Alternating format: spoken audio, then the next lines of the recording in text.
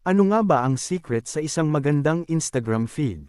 Para sa marami, dapat curated, aesthetic, at syempre, may personality.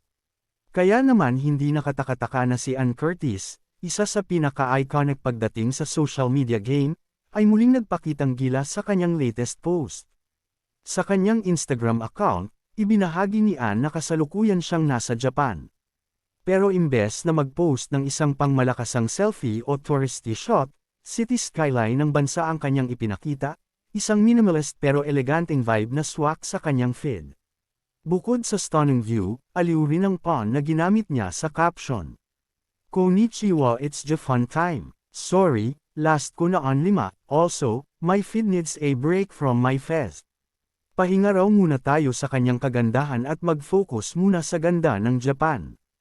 Pero syempre, hindi nagpahuli ang netizens. May isang nag-comment ng, Japan, isang pun na sobrang swak sa pangalan ng aktres. Game namang sinagot ito ni Anang, ayan ka na naman.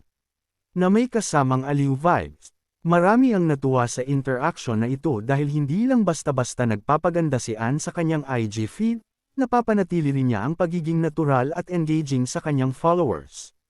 Kaya naman hindi katakataka kung bakit patuloy siyang isa sa mga pinaka-followed celebrities sa bansa. Kung may natutunan tayo rito, minsan, hindi lang selfies at outfit shots ang nagpapaganda sa isang Instagram feed. Minsan, kailangan din nating bigyang halaga ang ibang ganda sa paligid natin, at syempre, huwag kalimutan ang konting fun sa captions.